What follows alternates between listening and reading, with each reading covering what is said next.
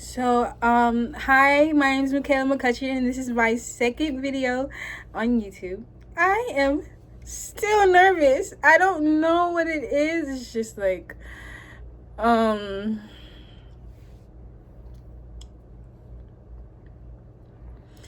I think I'm gonna kill this. So I know everything that I said on my last video was good, but guess what? I reviewed it and I didn't really tell the whole explanation. So I know I said that my book was this video is just gonna be about my book, and love, and me talking about euphoric things. So I know that I said that my book was just gonna be about, love and romance poems and letters, but that's not exactly how it's gonna go according to me as of last night. So last night I used the app called ChatGPT or GPT, and let's just say he took me on a whole nother flame. Okay, like the flame level was like skyrocketing each time I went on the app, because I was talking about like making this book, and I'm telling you, he was like in it with me. Like he was like completely hands-on and everything. ChatGPT is amazing. So what I do know is that my book is going to begin as more or less of a poem book, and it's going to be poetic. It's going to have poems, but it's going to go as like a regular book, illustrated and orchestrated, not illustrated, but basically orchestrated by me, as if it's just, like a normal book, even though it basically isn't, because most books like that most books don't format as a authorized book of poems, letters, and into the like structuring that I put it in, but it still does happen in my book. So I am crazy ecstatic and excited about this, putting it together and making it something and making it a story. So I have to go grab the papers because I thought it was right next to me, but it wasn't. So give me 1 second.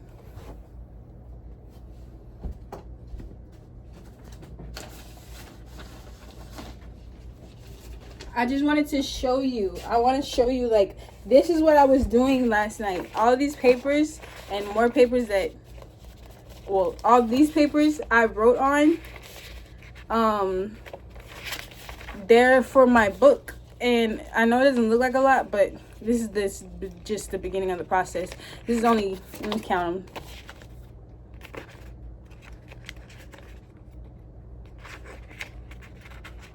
7 to 8 pages. Whew.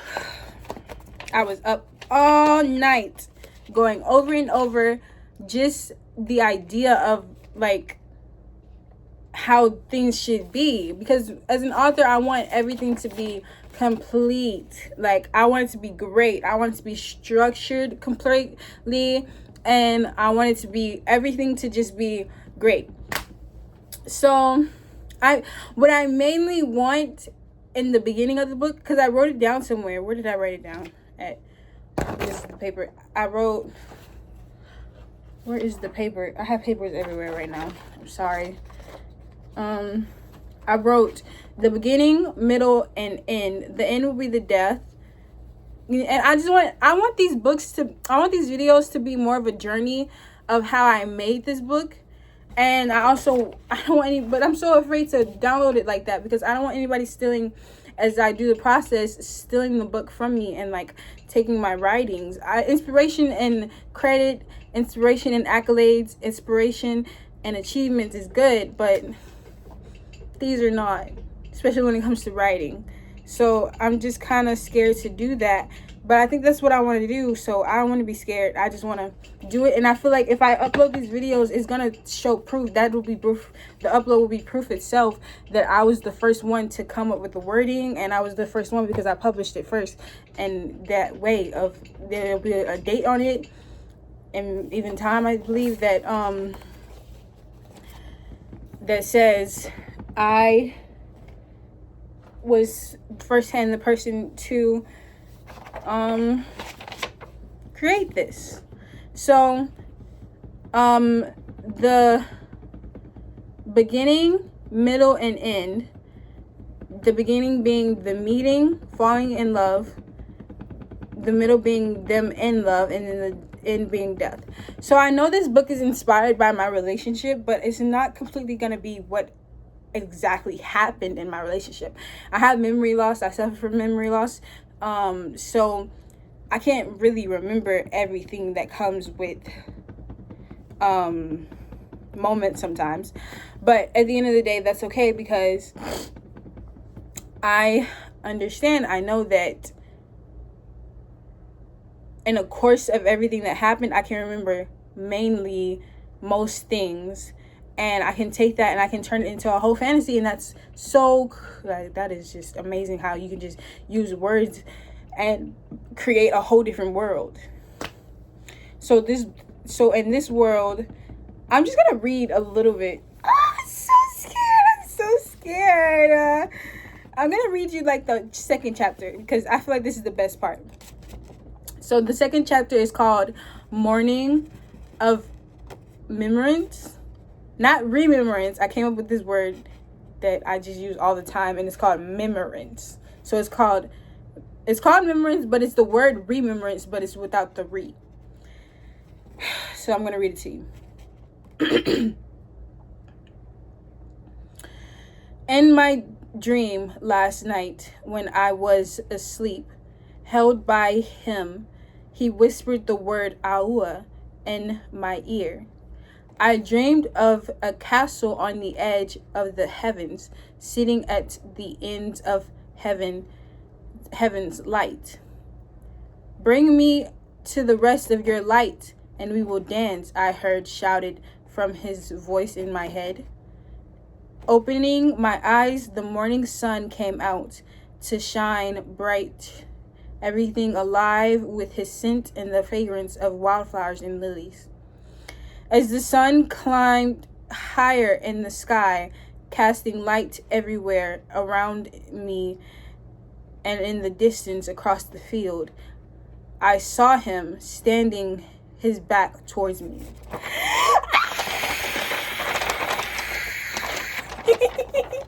I feel like that is the best, some of the best of my writing.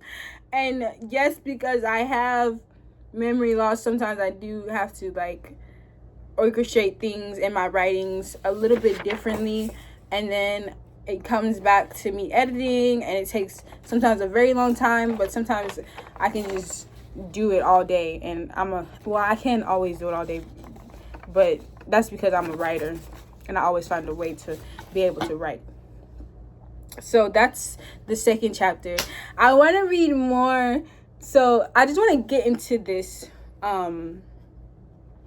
this part of the book right now, because this is the part where in the morning when she wakes up, she's laying on wildflowers, she's laying on the lilies, she's her back against the tree, her wings are inside, injected into her back, and she's taking in the scent, taking in the sunlight, taking in everything that she sees and she can smell and she can hear, and she's using her senses. And I want to really be detailed in the story about what she sees, what she hears, what she touches, all the senses. I just want to bring them to life because I want it to be as detailed as it can be for the reader and me to enjoy what she's experiencing. And not just her. Mainly it's just going to be her, because like he gets the words sometimes, but he doesn't get the whole sensory type of detailed into the book. But that's okay, because I believe that he's gonna get his chances mainly in the second book, because that's gonna be more about his point of view anyways, or him. So we'll see. Let's just stick to what's going on in the first book first. But I am excited, and I wrote this poem in 2024. Castle on the edge of your heaven. I can't read this word. Castle on the edge of your heaven, cruising at the end of your light, something like that. I can't read that word. Bring me to the rest of your heaven. Bring me to the rest of your hope. We will dance. And so I just took that, because when I have poems like this and they're not very good, with the way that they're written, I take them and I just utilize them and I make them something more, because I believe that all my writings mean something and I don't want any of them to go to waste.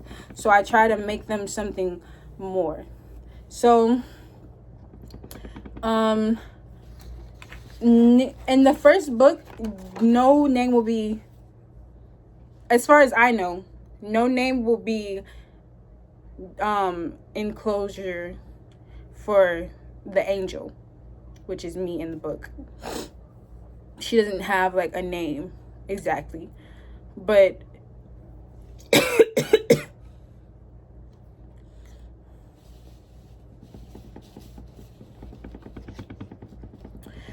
I believe that that's okay. I think I need some water.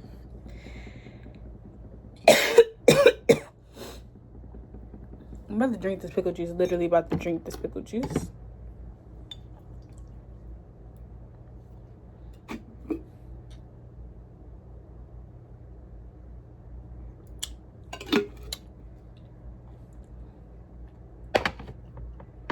That didn't do anything for me. I'm sorry.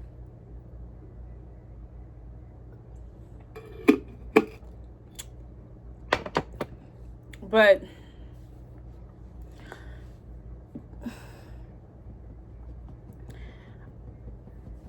I want to show the pursuit of love within this book. So the poems that I have prepared to put in the book, now that I have the beginning of what I believe will be the beginning of the book, I want to just take in everything.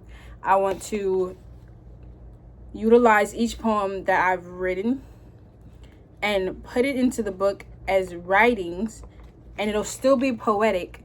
And I'm going to show you how, because I'm going to read the rest of what I wrote.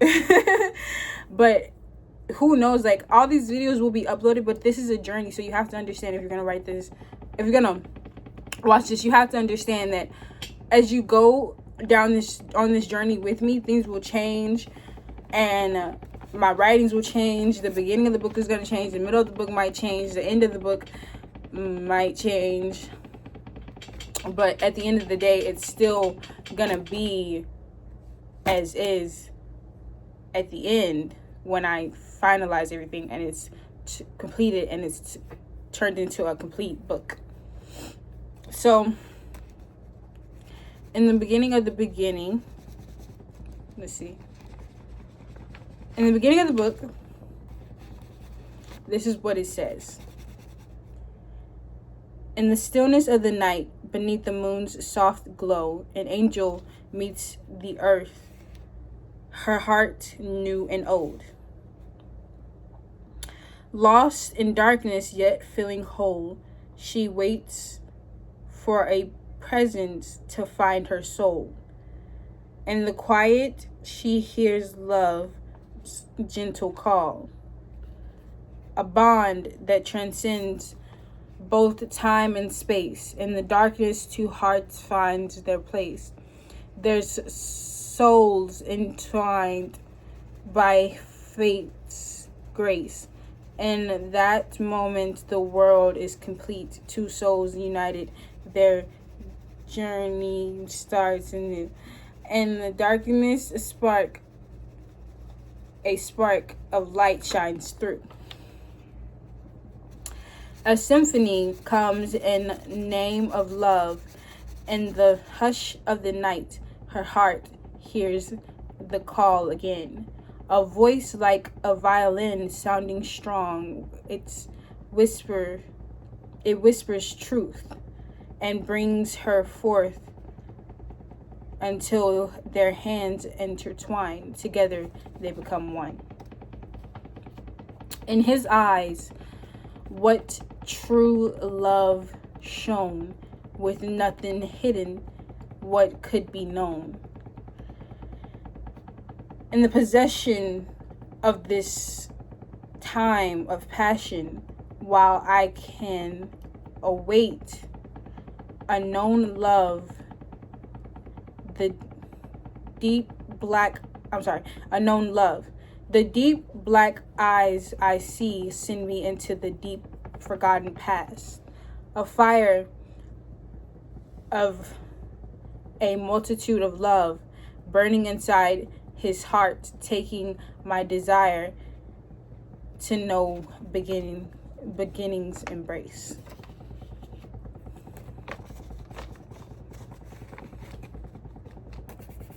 Composure comes to heart as he takes me and leads me to safety. And my heart beats fast and rushes with pumping blood as my white wings inject themselves into my back. I realize I've known of this once before. Oh, I recognize that feeling anywhere. The sweet, sweet feeling of salvation from the presence of your spirit. It fills me with joy and saturates my soul with purity. You are my everlasting love. You hold with me what is true and known. With us, it is that the pieces of us will always be bound together in alignment to know of our truth. In twilight's glow, he takes me in. His eyes so dark, my heart depends in safety's measure. I wandered far from heaven's light, upon with him, led to a tree. His creature's heart so welcoming, wild and set to bring me life. In that brief glance, he felt the same, his skin unlike mine, pale and light. Each time his eyes meet mine, our eyes catch flame. This night we'd rest where wildflowers and lilies bloomed, to help a foretold love to blossom through in light and dark by holding me. My scars he sees, he spoke of, saying, beauty never forgotten, the beauty that I see. With every touch, my spirit felt loved and holy, so did I. Under stars vow tonight, and so did I. Under stars vow tonight to the glowing moonlight, the white flowers that we'd never tire. And then after that, it goes to the second chapter, which I already read, which is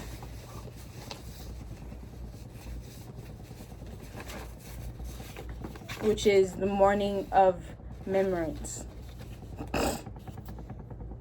So I hope you enjoyed that. That's basically how the beginning of the book is being planned as of now.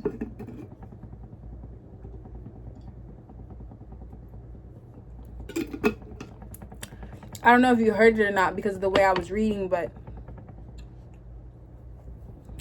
there's poeticness in the flow if you read it poetically, because it is written poetically. There's some rhyming words, there's imagery, there's descriptiveness, and I think I did. I know I tried, so I know I tried to do my best. I believe that it's gonna come out perfect. This is just the beginning. I will be uploading a video maybe later today or tomorrow if I come up with the whole second chapter of the morning that they spent together after the night. But I want to explain, like, in the book, it's gonna be where she is falling in love with him, and she is literally like, she doesn't remember. She has memory loss, like, because the character is me. We both share the same identity, except I'm not an actual angel. She is not really fully remembering him, but she has glimpses of visions throughout the books of him, which are memories, and then she sees him in her dreams, which are memories. And what brought her to him is the pool of their love, that he is, their heart, or their soul ties and their hearts are tethered together, their minds.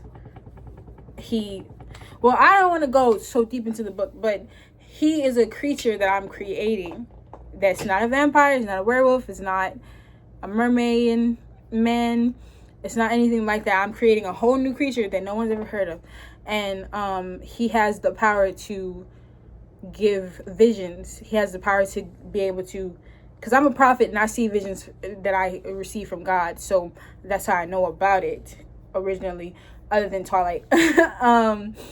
But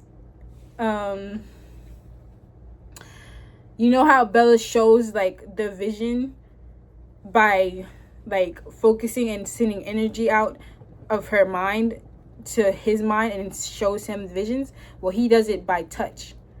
So, and after he touches you once, he can do it by just, like, sending you a vision from his mind, no matter where you are. I believe that is very cool. I love the idea. I want to put in the book, and when you open it, in the very last page or in the back on the actual book part, an angel picture of her showing, like, words that point out where her wings are located and everything that's located about her that's angelic. And then he gonna have the same thing, and a picture of, like, because he looks like a human in my head, but I want to give him different, like, feature, like at least 1 or 2, maybe 3 features that shows that he's a creature. So she later on in the book comes to believe that she's a creature too, because she's not human. She's nothing of nature that is normal. She has wings, but she's not, like a chicken. I don't know. I just thought about the chicken from Moana. It's so cute. But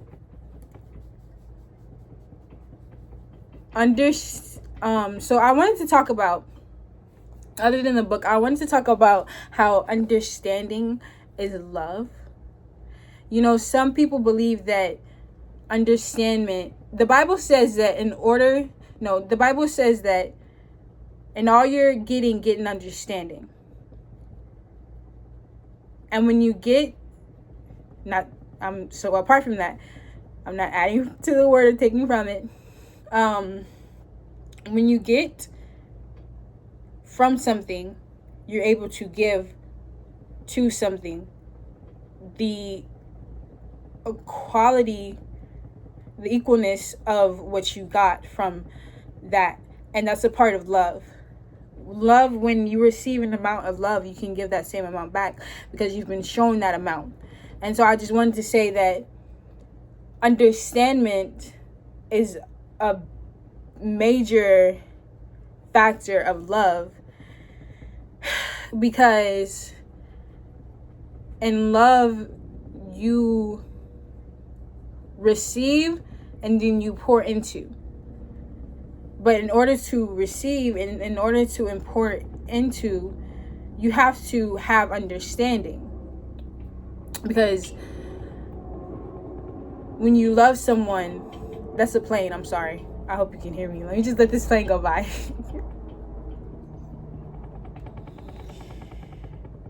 When you love someone,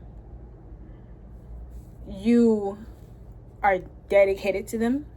When you love someone, you can create strongholds, you can create soul ties, you can create heart depending, dependation, however you say that word. Because, have you ever experienced someone like going to the hospital or getting really sick or just feeling heartaches and heart pains because they're away from their loved one? So that's what I'm speaking of. And the reason why, that's one of the major reasons why understanding is so important when it comes to love, because I have to understand if I'm so distant from someone for a certain amount of time or a certain amount of distance, measure of distance, then I'm going to feel pain, or I'm going to feel unanchored, I'm going to feel depression, whatever it is. That even when you're not being yourself for too long and you're in love with yourself or you love yourself, then you become depressed, things like that. I feel that when you set a flame, I'm going to do it again for y'all. I'm going to do it just for y'all. When you set a flame, the passion that you hold in your heart, that is the core of, or the drive of their love, you have to know your motive.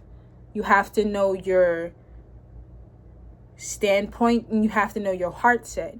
I love that I came up with the idea of heart set. I don't know if I'm the only person that talks about that or knows about that, but says that. But heart set means the same thing as mindset, but not mindset, but basically, mindset, or your mind being set on something. Like, when somebody says, my heart is so set on this because it's so beautiful, I want to do this. Your heart set matters just as much, or sometimes even more to some people, than your mindset does. Because whatever drives you more, your wants, your needs, your desires, your passions, whatever it is that drives you most, you have to be able to understand it, because it resonates within who you are. And then it brings out actions, it brings out motive for actions, it brings out character, it brings out who you are when in an instant. And how you have, I believe that some people have that, where some of their actions, they don't really think about what they're doing. You don't think about your actions before acting upon your thoughts. You don't think about your thoughts before acting upon your actions. And I told my mom years ago that's important, because you have to understand. But some people do things in an instant, and sometimes it's your heart making you act out, or your mind making you act out, because you completely have the systematic, or not systematic, but the downloaded in your mind or downloaded in your heart what you want or what you need, and you instantly go for it. It's like when you get attacked and your instinct is to fight back, right? So understanding is very, very important. I think that in times where I have something. Okay, I'm going to show it visually because I have something. In times where it's this, or it's this. It's like you're either going to fight or you're going to take control then you need understanding. And why did I use a bullet and a flame? Well, I'm saying, like, what I'm trying to show is that you have to be able to understand in order to fully act upon what's inside of you. When you feel a certain way, when you're in a certain place in life, and you're ready to act upon what it is inside of you, your instincts are going to show. Your instincts are going to come out. And sometimes it's fight or flight. Sometimes it's love. Sometimes it's hate. But what matters most is that you understand. And that's what I wanted to get my point across about. So you're probably thinking, like, well, how do you take the steps to, like, understanding what it is that's inside of you? And you just have to think for yourself. You have to know yourself.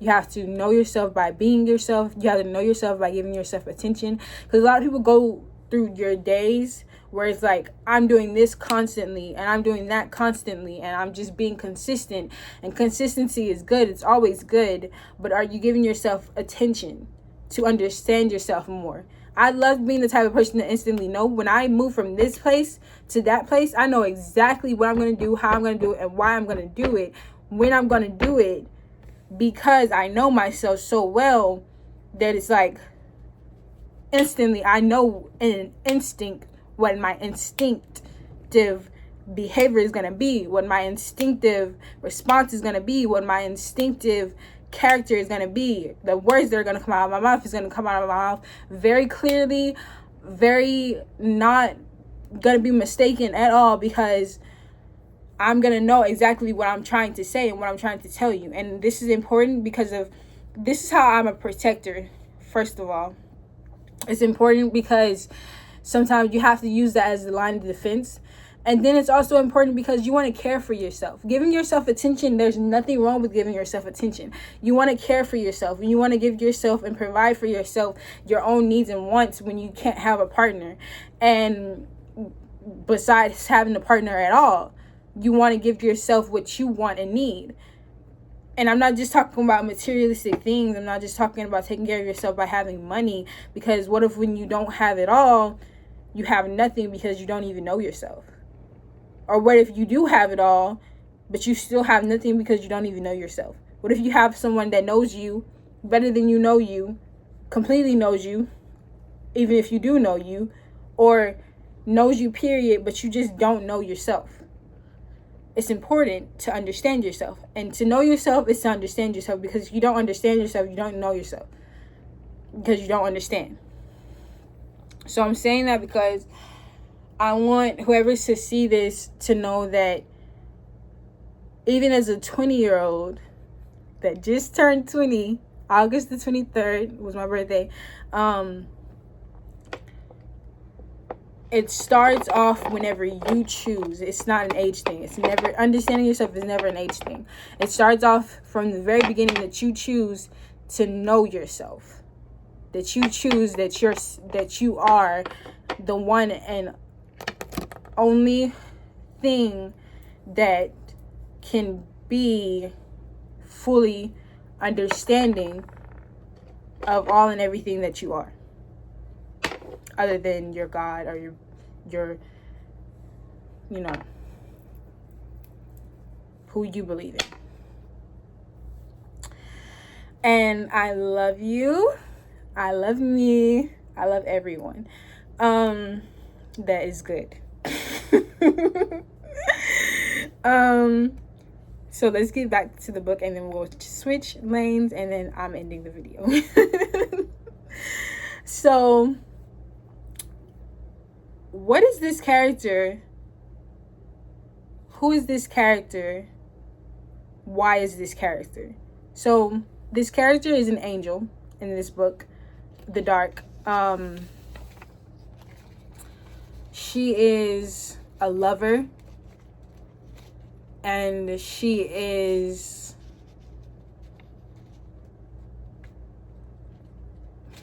I don't want to call her lost, but I don't want to call her found. I want to call her powerful. And I want to call her distinct to fate. Because a big thing in this book is going to be that fate has the control over her, the angel and the creature's relationship being meant to be. And fate is like, it becomes, in the book, it becomes the power of their relationship, because they take control of their own fate. They yield and will their own destiny, and they choose and decide what happens. And that's the main important thing in the book, because I feel like, as me having the writer and the control over everything that happens in this book, I want to make it possible that anything is possible within love in this relationship that they have, because I'm trying to take victory over what happened in the relationship that I was in, and so many relationships that I saw on TV that did not work out and my shows that I love and movies that I love, and so many relationships that I saw in real life that just didn't pan out to be what it was supposed to be because of fate. So I'm making fate submissive. I'm making fate in control and in order, but not in the aspect that it actually goes in. It's a fantasy fairy tale. So in the book, you get to see fate in a different way. You get to read of it in a different way. You get to experience something that fate never really gets to be seen as. Fate in this is a submissive order of the ability to stick and stay together. And in order for them to stay together, they have to wield their own fate. Because one belongs in one place and the other belongs in the other place. One is being constantly sent home and back on a mission, on detailed, but that character has finally chosen love over all things. And that character has come to the realization that without love, nothing can suffice in her life that goes versus her, and also that goes for her. So nothing is enough without the love of her life for her. So she went and she found him, even though she didn't remember him. The tether of their hearts guided her to him in an unknown but familiar, known but forgotten place. And it's so beautiful, and I'm so excited to write it, and I'm so excited to bring the vision to life along with all of you who are watching. And you're going to be on this journey with me, and no matter what time that you got here, if this is old or new to you, and old or new at all, you get to know what exactly how this book was created, and I find that so great. So besides the book, for the last time in this video, I'm going to talk about something about love. Let's see, there's so many things I could say.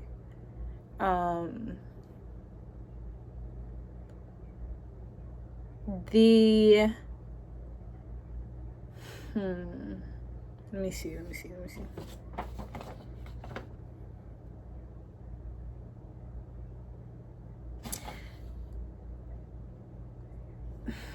How do I want to say this?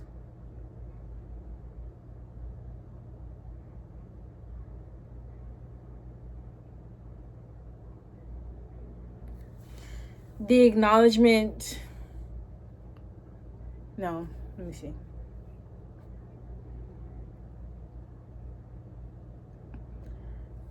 The give, the receive,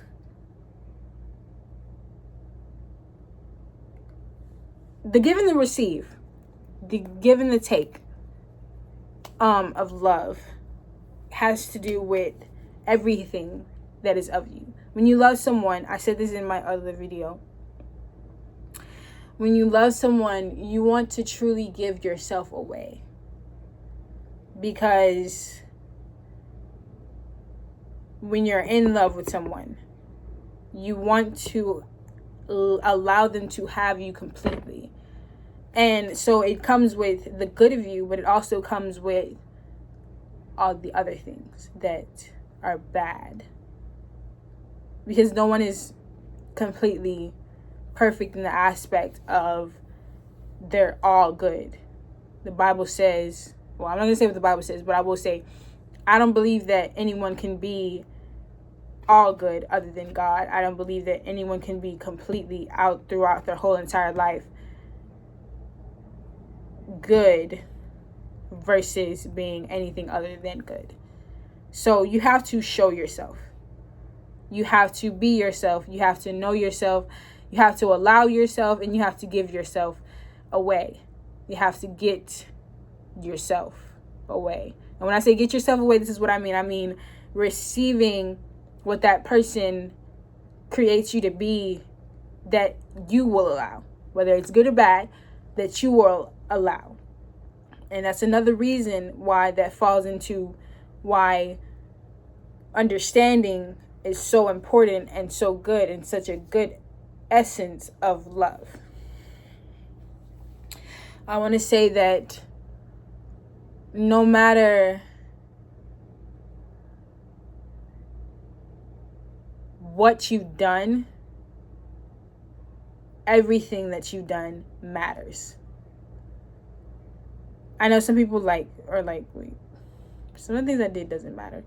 But I'm saying everything that you've done so far to each second that you live matters, because you matter. The good and the bad things that you have done matter.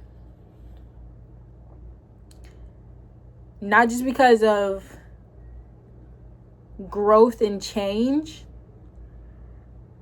but because of opportunity and effect, opportunity and principle, opportunity and character, opportunity in this, opportunity in that, inside of who you are and what you can become, who you can become. I'm saying that when you're in love, and even when you're not in love with anyone or anything, be yourself. And every chance that you get, never be anyone else that you are not. No, never be anyone else that you are. Because I'm saying that, like, what did I want to say just then? When you be yourself, you're fully yourself in each moment that you're being yourself. But when you're against yourself by any means, in any way, because of whatever it is, because of, you define who you are when you be yourself and when you're being beside yourself. Because it's like each second of a caterpillar becoming a butterfly. Each second matters, because just a little slight turn, a little slight brush, or something that can happen can change the effect, the color, the amount of hairs, anything. You know what I'm saying? Like, everything matters.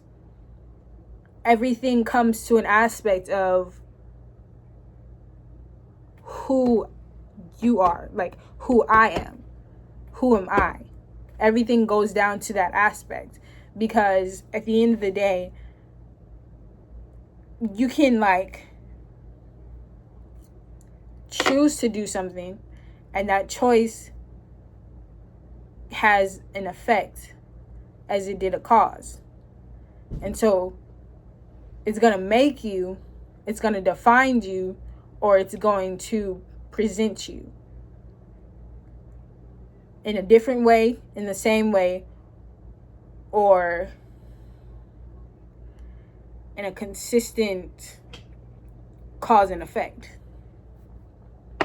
So that's all I wanted to say. I think that's it for today's video. I really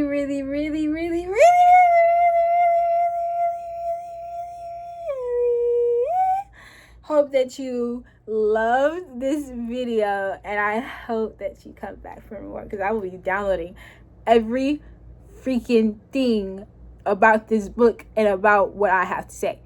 And I hope you love that. Okay, because I do. Okay, bye.